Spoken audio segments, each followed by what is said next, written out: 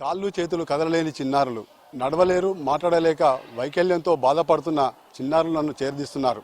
ఆ చిన్నారులకు ఓనమాలు నేర్పిస్తూ విజ్ఞానవంతులుగా తీర్చిదిద్దుతున్నారు. మాటలు రాని వారికి స్పీచ్ థెరపీ, నడవలేని వారికి ఫిజియోథెరపీ చేయిస్తూ వారి భవిష్యత్తుకు బంగారు బాటలు వేస్తున్నారు. ఏం మాట్లాడిస్తున్నారు, ఎలాంటి ఫిజియోథెరపీ చేయిస్తున్నారో భవిత కేంద్రాలపై గ్రౌండ్ రిపోర్ట్.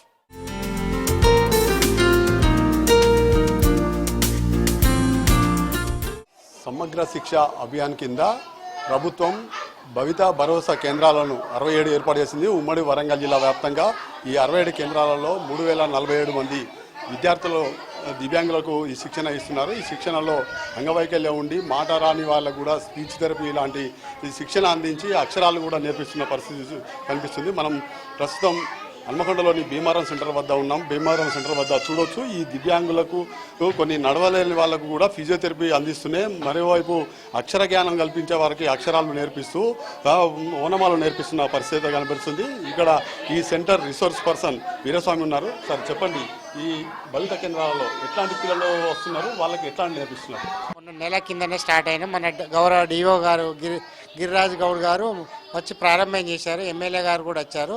ఆ నెల తర్వాత నుంచి ఇప్పటి జరుగుతున్నాయి ఇక్కడ యాక్టివిటీస్ అయితే చాలా. మన ఆర్పిడబ్ల్యూ యాక్ట్ డి ప్రకారం చూస్తే 21 రకాల వివిధ వైకల్యాలు గల పిల్లలందరూ కూడా ఇక్కడికి వస్తున్నారు సార్. మెయిన్గా మాత్రం ఇక్కడ ఆర్టిస్టిక్ చైల్డ్ ఒక 4 పిల్లలు ఉన్నారు, plus hearing impaired, speech problem ఉన్న పిల్లలు, అలాగే మెంటల్ రిటార్డేషన్ ఉన్న పిల్లలు. వాటితో పాటు ఫిజియోథెరపీకి మనకు వీక్లీ 2 రోజులు జరుగుతున్నాయి సార్. ప్రతి బుధవారం మరియు శనివారం జరుగుతున్నాయి సార్. ఇప్పుడు ఫిజియోథెరపీకి సంబంధించిన సిపి పిల్లలు వస్తుంటారు సార్. సెరెబ్రల్ పాలసీ, ఇట్లా బాడీలో లెగ్ కానీ లేకుంటే లింబు కానీ సరిగా పనిచేయని వాళ్ళకు ఫిజియోథెరపీ మనం అందిస్తున్నాం. అలాగే ఇలా సిపి పిల్లలకు మనం స్పెషల్ ఎడ్యుకేషన్ ప్రొవైడ్ కూడా మేము చేస్తుంటాం సార్. వాళ్ళకి అట్లనే జీవన నైపుణ్యాలు నేర్పడం అనేది బేసిక్గా మనకు ఉండే గోల్ సార్. అక్కడ జీవన నైపుణ్యాలు అంటే లైఫ్ స్కిల్స్, ఎలా బతకాలి, ఎలా గుండెలు పెట్టుకోవాలి, ఎలా బటనింగ్ చేయాలి, ఇట్లాంటి చిన్న చిన్న యాక్టివిటీస్ చేర్పడం ద్వారా వాళ్ళ ధైర్యాన్ని నింపుతున్నాం సార్. ఇక్కడికి వచ్చే పిల్లలు కొందరు రకరకాల పిల్లలు ఉంటారు. అవును, అందులో ఆ అంగవైకల్యం రావడానికి కారణాలు ఏమైనా ఉంటాయి? మన ఆటిజం అనేది చాలా ఇప్పుడు లేటెస్ట్ చూస్తున్న పదం సార్. ఆటిజం అనే పిల్లలు వాళ్ళ స్పెక్ట్రమ్, దానికి సరైన రీజన్ లేదు సార్. ప్రపంచవ్యాప్తంగా చూస్తే పర్టికులర్ రీజన్ అంటూ లేదు. అన్ని చాలా కారణాలు ఉండొచ్చు. ఏంటంటే మొబైల్ ఫోన్ ఎక్కువ యూసేజ్ చేయడం, ప్లస్ మన ఫుడ్ హ్యాబిట్స్ చేంజ్ చేసుకోవడం, ప్లాస్టిక్ని ఎక్కువగా వినియోగించుకోవడం, ఇట్లాంటి కారణాలు కావచ్చు అని చెప్తున్నాం. కానీ ఇదే అని పర్టికులర్ చెప్పడానికైతే లేదు సార్. అట్లా అయినప్పుడు ఆటిజం ఏంటంటే వాళ్ళు ప్రవర్తనలో చాలా వింత ప్రవర్తన ఉంటుంది సార్. ఒక నిమిషం మంచిగా ఉంటాడు, ఒక నిమిషం మళ్ళీ వేరే రకంగా ఉంటాడు. అట్లాంటి పిల్లలు కూడా మేము ఇప్పుడు ఇక్కడ చూడొచ్చు సార్. 4 పిల్లలు ఉన్నారు సార్. 4 పిల్లలు కూడా కొంతమందిలో అకాడమిక్ స్కిల్స్ బాగున్నాయి, కొంతమందికి మళ్ళీ ఆటిజం ఉన్న పిల్లలు కూడా 2 పిల్లలు ఒక రకంగా ఉండరు. మళ్ళీ అదే స్పెషాలిటీ దాన్ని. వినబడవు, మాటలు రావు, వాళ్ళకి ఎట్లా నేర్పిస్తారు? ఇప్పుడు వినబడిన వాళ్ళకు స్పెషల్ స్కూల్స్ ఉంటాయి సార్. సపరేట్గా స్పెషల్ స్కూల్స్ ఉంటాయి, సైన్ లాంగ్వేజ్ ఉంటాయి. సైన్ లాంగ్వేజ్ ఇప్పుడు మన టీటీడీ ఉంది చూడండి సార్, టీటీడీ లాంటి స్కూల్స్ ఉంటాయి. వాటితో పాటు ఇక్కడ కొద్దిగా వినపడలేని శక్తి కొద్దిగానే తక్కువ ఉన్నది అన్న వాళ్ళకు మాత్రం మనకు ఇంక్లూజివ్ స్కూల్స్ కింద మనం ఈ భవితా సెంటర్లో వాళ్ళకు ట్రైనప్ చేసి వాళ్ళకు స్పీచ్ ఎలా అటరింగ్ చేయాలి, ఎలా పలకాలి అనేది కొద్దిగా నేర్పిస్తూ వాళ్ళకి అక్షరాలను కూడా పెంపొందిస్తున్నాం సార్. అలా మనం ఏంటంటే స్పీచ్ థెరపీ, ఆర్గాన్స్ ఉంటాయి కదా సార్, డిఫరెంట్ ఆర్గాన్స్ ఉంటాయి స్పీచ్లో. ఆ డిఫరెంట్ ఆర్గాన్స్ ఇన్వాల్వ్మెంట్ ఎలా చేయాలి అవి నేర్పడం ద్వారా వాళ్ళలో స్పీచ్ ఎలా వస్తుంది. ఇక లక్కీ అనే అబ్బాయి ఉన్నాడు సార్. ఇక్కడ ఈ లక్కీ అనే అబ్బాయికి ఇప్పుడిప్పుడే నేర్పిస్తున్నా సార్. మొన్న నెల నుంచి వస్తున్నాడు. ఆ అబ్బాయికి పలకడం వస్తలేదు, వినడం మాత్రం ఉంది, ఎబిలిటీ ఉంది, వినే శక్తి ఉంది, కానీ పలకే శక్తి లేదు. పలకడం ఎలా నేర్పాలో నేర్పుతున్నా సార్ ప్రజెంట్. ఇంకా కొంత టైం పడుతుంది సార్ ఆ అబ్బాయికి రావడానికి. మొత్తానికి ఇక్కడ ఉన్న పిల్లలు చూసుకున్నట్లయితే ఒక్కొక్కరు ఒక్కొక్క రకంగా ఈ దాదాపు 14 మంది పైగా ఈ పిల్లలు ఉన్నారు. ఈ పిల్లలకు అక్షరాలు నేర్పించే దిశగా బొమ్మలు ఆట రూపంలో, వస్తువుల రూపంలో మాత్రమే ఇక్కడ చదువు చెప్తున్న అక్షరాలు నేర్పిస్తున్న పరిస్థితి కనిపిస్తుంది. మొత్తానికి ఈ ఒక్కొక్కరు దివ్యాంగులు ఉన్నవారికి మాత్రం అక్షరాలు నేర్పించి వీళ్ళను పాఠశాలకు పంపించే విధంగా తీర్చిదిద్దుతున్నామని వీరస్వామి చెప్తున్నారు.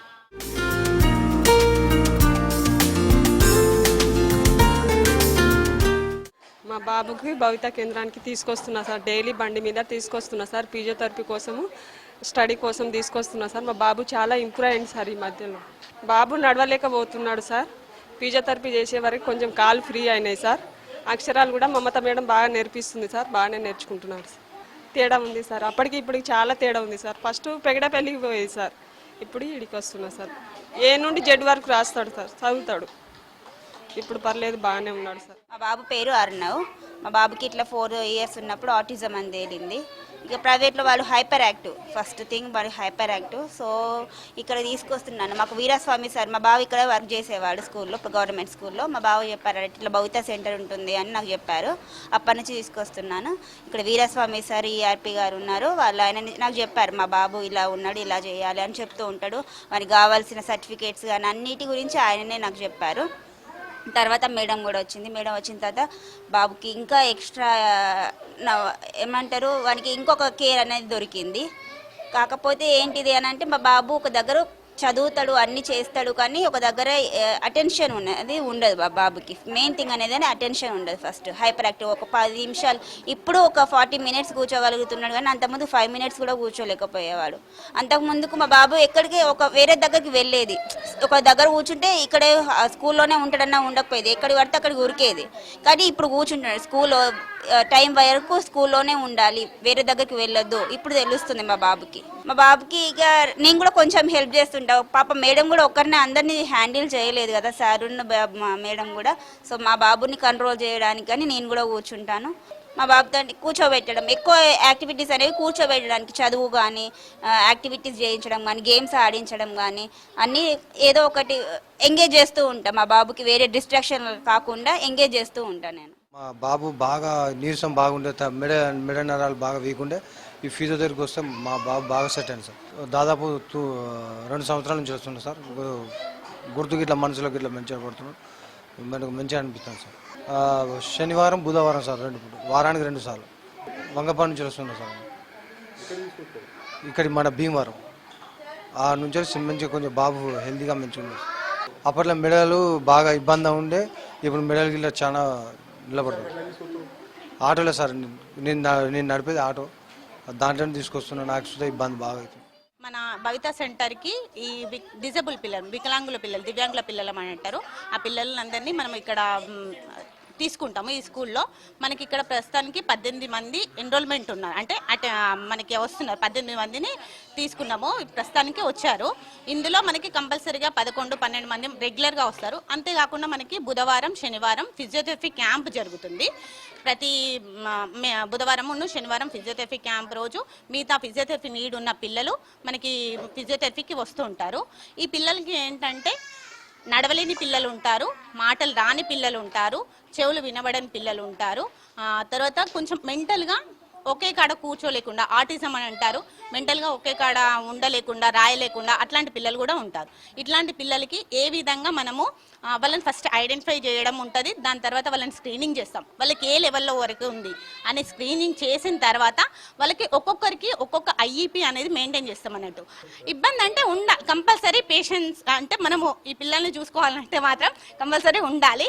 ఇబ్బంది కూడా ఉంటుంది, ఎందుకంటే ఇంతమందిని ఒకటేసారి మనం ఒక్కొక్కసారి అనిపిస్తుంది, కానీ కంట్రోల్ చేసుకోవడం అనేది మా దాంట్లో కూడా ఉండాలి.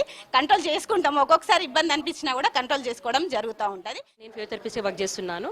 ఇక్కడ ఇంక్లూజివ్ ఎడ్యుకేషన్ సమగ్ర శిక్షలో అలాంగ్ విత్ ఎడ్యుకేషన్తో పాటు ఈ భవిత కేంద్రంలో ఫిజియోథెరపీ సర్వీసెస్ కూడా అందించబడుతున్నాయి. ఇక్కడ ఫిజియోథెరపిస్ట్గా మేము చూసే కేసెస్ ఎక్కువగా cerebral palsy cases, epilepsy cases చూస్తుంటాము. ఈ సెరెబ్రల్ పాలసీ కేసెస్ ప్రీనేటల్లో కానీ పోస్ట్ నేటల్లో కానీ మదర్కి ఏదైనా ప్రాబ్లం ఉండడం వల్ల, ఆఫ్టర్ డెలివరీ తర్వాత పిల్లలకి సరిగ్గా ఆక్సిజన్ సప్లై అందకపోవడం బ్రెయిన్ వల్ల ఇలాంటి కండిషన్స్ వస్తుంటాయి అనమాట. సో ఎస్పెషల్లీ ఎపిలెప్సీ కేసెస్ కూడా ఎక్కువ ఉంటాయి మాకు ఇందులో. ఈ ఎపిలెప్సీ వల్ల ఫర్దర్గా వాళ్ళకి movement disorders, behaviour problems, learning problems వస్తుంటాయి. ఎస్పెషల్లీ మేము ఇందులో మూవ్మెంట్ డిజార్డర్ ప్రాబ్లమ్స్ ఎక్కువ ట్రీట్ చేస్తుంటాము. ఇందులో పిల్లలకి ఎక్కువగా నడక రాకపోవడం, వాళ్ళకున్న మైల్ స్టోన్స్ అన్ని డిలే అయిపోతుంటాయి అనమాట. సో ఈ డిలే అవుతున్న మైల్ స్టోన్స్ని మనం మళ్ళీ రికగ్నైజ్ చేసి వాళ్ళకి మెల్లమెల్లగా మనం ట్రీట్మెంట్ ఇస్తూ ఉంటుంటే వాళ్ళు మళ్ళీ కోపప్ అవుతూ ఉంటారు ఇందులో. సో ఎస్పెషల్లీ మాకు సెరెబ్రల్ పాలసీ కేసెస్లో మనం ట్రీట్మెంట్ చేస్తూ ఉంటాం. మనకి నార్మల్గా స్పాస్టిసిటీ అనే కేసెస్ కేసెస్ పెరుగుతూ ఉంటాయి. ఈ స్పాస్టిసిటీ వల్ల మజిల్స్ బాగా టైట్ అయిపోతుంటాయి అనమాట. ఈ టైట్ అయిపోవడం వల్ల ఏమవుతుందంటే పిల్లలకి ఇంకా మూమెంట్స్ ఏవి రావు. సో మనం ఏంటంటే ఇందులో వాళ్ళని ఇప్పుడు ఎగ్జాక్ట్గా ఐడెంటిఫై చేసేసి ఆ స్పాస్టిసిటీని కంట్రోల్ చేసేటట్టు మనం స్ప్లింటింగ్ కానీ ఎక్సర్సైజ్ థెరపీని ప్రోటోకాల్ని ఫాలో కావాలి. ఇందులో especially stretching techniques, strengthening techniques, spinal mobility techniques ఇలాంటివి వాడతాం అనమాట. వాడేసి వీళ్ళ నార్మల్గా ఆ ఎబిలిటీకి మళ్ళీ వాళ్ళు ఉన్న ఏజ్కి మనం ముందుకు తీసుకొస్తాము. సో ఇందులో చాలా వరకు రికవరీ ఉంటుంది.